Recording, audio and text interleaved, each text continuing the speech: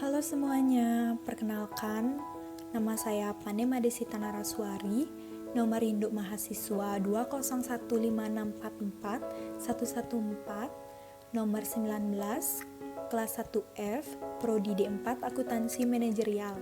Saya merupakan salah satu siswi Politeknik Negeri Bali. Topik yang kali ini akan saya bahas yaitu pariwisata.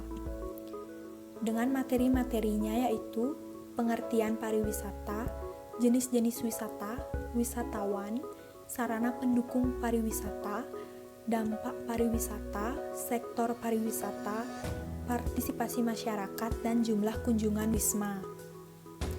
Pembahasan yang pertama ada pengertian pariwisata. Pariwisata merupakan suatu kegiatan perjalanan sementara oleh seseorang maupun kelompok untuk berkunjung ke tempat wisata dengan tujuan rekreasi. Jenis pariwisata yang dilakukan oleh seseorang tergantung pada tujuannya. Misalnya, tujuan seseorang seniman yang mencari inspirasi. Kegiatan pariwisata dapat membantu keseimbangan jiwa dan raga manusia. Materi selanjutnya ada jenis-jenis pariwisata.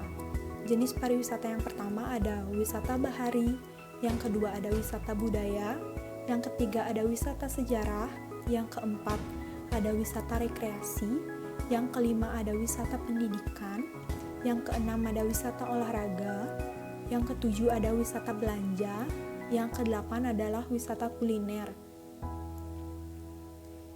Pembahasan yang pertama ada wisata bahari. Adalah jenis wisata yang memanfaatkan keindahan dan kekayaan alam laut seperti keindahan pantai, pemancingan laut lepas, dan taman laut. Contoh yang saya ambil di sini adalah Raja Ampat di Papua. Yang kedua ada wisata budaya. Wisata budaya adalah jenis wisata yang memanfaatkan keluhuran dan keindahan budaya bangsa. Contoh yang saya ambil salah satunya adalah Tari Kecak di Bali. Jenis yang ketiga ada wisata sejarah. Wisata sejarah adalah jenis wisata yang memanfaatkan situs sejarah lampau atau museum. Contoh yang saya ambil adalah Candi Borobudur. Selanjutnya ada wisata rekreasi. Wisata rekreasi adalah jenis wisata dengan objek tempat rekreasi atau tempat bermain dengan tujuan bersenang-senang. Contoh yang saya ambil adalah Dufan. Selanjutnya ada wisata pendidikan. Wisata pendidikan adalah suatu program yang menggabungkan unsur kegiatan wisata dengan muatan pendidikan di dalamnya. Program ini dapat dikemas sedemikian rupa menjadi kegiatan wisata tahunan atau kegiatan ekstrakurikuler yang memiliki kualitas dan berbobot. Contoh yang saya ambil ada Kuntum Farmfield, Tanjung Bogor. Selanjutnya ada wisata olahraga, adalah jenis wisata yang memanfaatkan objek wisata sebagai sarana olahraga, baik di darat, laut, maupun di udara. Contohnya, pengelolaan kompleks olahraga Jakabaring, Sport City, Palembang. Sumatera Selatan berupaya memadukan fasilitas olahraga dengan industri pariwisata. Langkah ini agar pemanfaatan kawasan tersebut bisa lebih maksimal. Yang selanjutnya ada wisata belanja. Wisata belanja adalah jenis wisata yang kegiatannya adalah berbelanja. Contoh yang saya ambil adalah Krishna Sunset Road di Bali. Selanjutnya ada wisata kuliner. Adalah jenis wisata yang kegiatannya adalah makan atau mencari tempat makan. Contoh yang saya ambil adalah street food Korea. Pembahasan selanjutnya adalah wisatawan. Wisatawan adalah orang-orang yang mengunjungi wisata atau melakukan perjalanan wisata. Pengunjung tempat wisata yang berasal dari dalam negeri disebut wisatawan lokal. Pengunjung tempat wisata yang berasal dari luar negeri disebut wisatawan asing atau wisatawan mancanegara ataupun turis. Pembahasan selanjutnya ada sarana pendukung pariwisata. Sarana pariwisata adalah fasilitas dan perusahaan yang memberikan pelayanan kepada wisatawan baik secara langsung maupun tidak langsung. Maju mundurnya sarana kepariwisataan tergantung pada jumlah kunjungan wisatawan itu sendiri. Sarana-sarana pendukung antara lain ada transportasi, akomodasi, restorasi, dan pusat perbelanjaan. Sarana yang pertama ada sarana transportasi. Sarana transportasi atau armada angkutan melayani jutaan wisatawan untuk berpindah dari suatu tempat ke tempat yang lainnya. Contoh sarana transportasi antara lain ada pesawat, kapal laut, waterway, kereta api, busway bus atau di kota, taksi, bus wisata, angkutan, mikrobus, mikrolet atau angkot, bemo, bajai, dan ojek sepeda motor. Ada pula penyewaan mobil atau rent car. Sarana akomodasi. Sarana akomodasi yang dimaksud adalah hotel, motel, lodgement, geraha wisata, balai sidang, penginapan, dan sebagainya. Hotel sangat beragam jenisnya, mulai dari hotel berbintang 5, mewah, hingga hotel berkelas penginapan biasa atau lodgement. Geraha wisata adalah penginapan yang diperuntukkan bagi wisatawan remaja, pelajar, dan mahasiswa. Geraha wisata dibangun oleh pemerintah. Tarif geraha wisata jauh lebih murah dibandingkan yang lainnya. Yang selanjutnya ada sarana restorasi. Sarana restorasi atau rumah makan merupakan sarana yang penting. Seorang wisatawan akan merasa senang bila ia berwisata dilengkapi makan dan minum. Restoran dan rumah makan perlu disediakan sebagai penunjang pariwisata.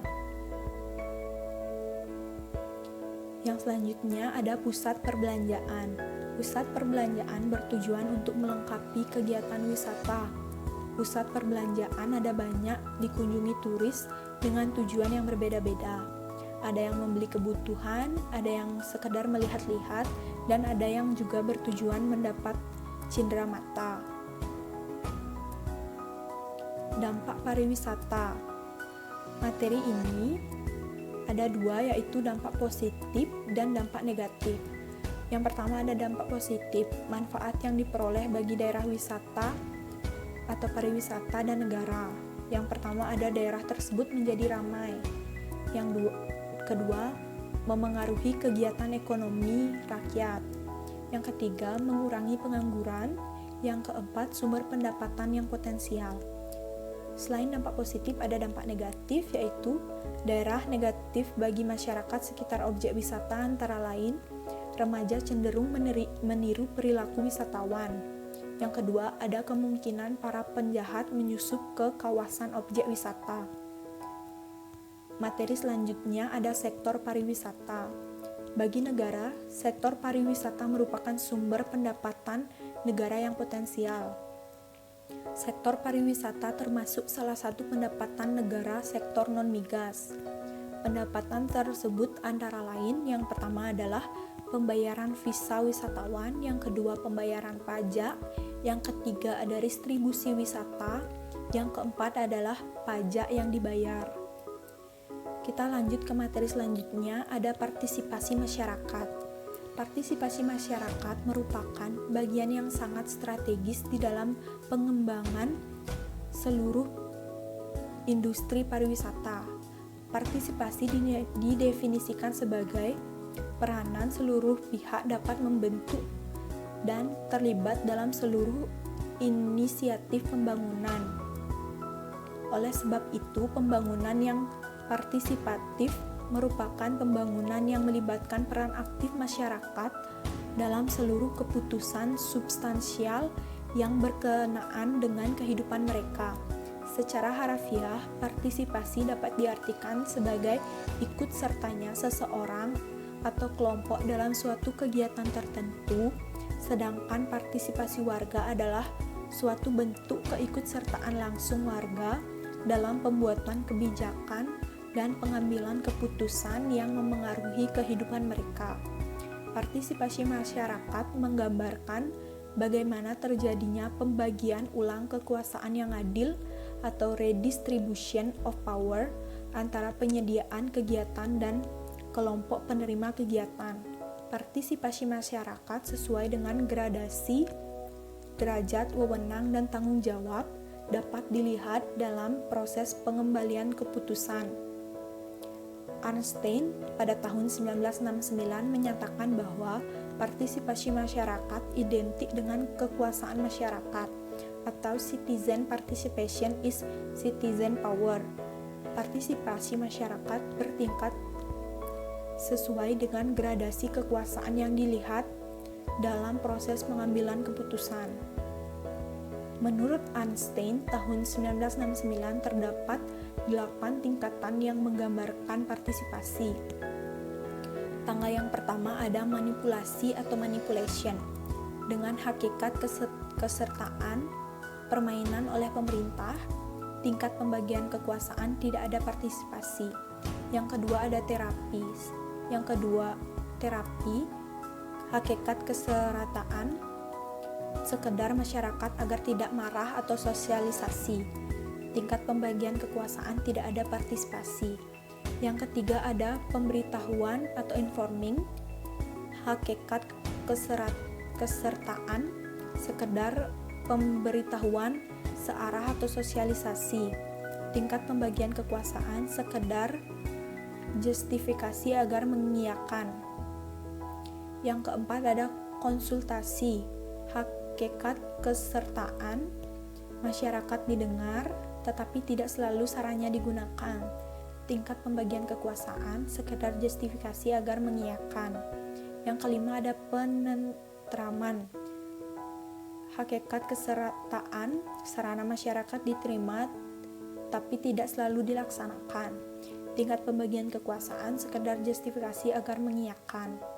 Yang keenam ada kemitraan atau partnership. Hakikat kesertaan, timbal balik dinegosiasikan. Tingkat pembagian kekuasaan, yaitu tingkat kekuasaan ada di masyarakat. Yang ketujuh ada pendelegasian. Hakikat kesertaan, yaitu masyarakat. Materi yang terakhir adalah kunjungan wisatawan. 5 tahun terakhir, rata-rata pertumbuhan kunjungan wisatawan mancanegara mencapai 14%. Rata-rata pertumbuhan kunjungan wisatawan mancanegara atau WISMA ke Indonesia dalam 5 tahun terakhir 2014 sampai 2018 mencapai 14% per tahun. Angka ini lebih tinggi dibandingkan rata-rata pertumbuhan kunjungan WISMA pada periode 2009 tahun 2013 yang sebesar 19% per tahun. Tercatat sebanyak 6,32 juta orang. Angka ini terus meningkat menjadi 8,8 juta orang pada akhir 2013. Selama tahun 2014, jumlah kunjungan wisatawan mencapai 9,44 juta atau naik 7,19% dibandingkan kunjungan selama tahun 2013. Pada 2018, jumlah kunjungan WISMA ke Indonesia mencapai 15,81 juta orang atau naik 12,58% dibandingkan dengan jumlah kunjungan WISMA pada periode yang sama tahun 2017 yang jumlahnya 14,04 juta kunjungan. BPS juga mencatat pada 2019 secara kumulatif Januari sampai Oktober 2019 jumlah kunjungan WISMA ke Indonesia mencapai 13,62 juta kunjungan. Jumlah tersebut belum ditambah dengan data kunjungan WISMA ke Indonesia pada November dan Desember 2019. Target pemerintah tahun 2019 Indonesia mendapatkan kunjungan WISMA mencapai 18 juta kunjungan. Banyak pihak memprediksi target tersebut belum bisa dicapai hingga akhir Desember 2019.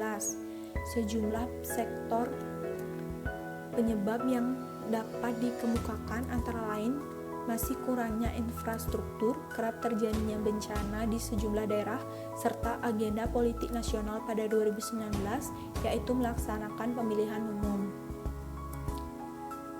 Sekian pembahasan materi saya mengenai pariwisata. Saya ucapkan terima kasih.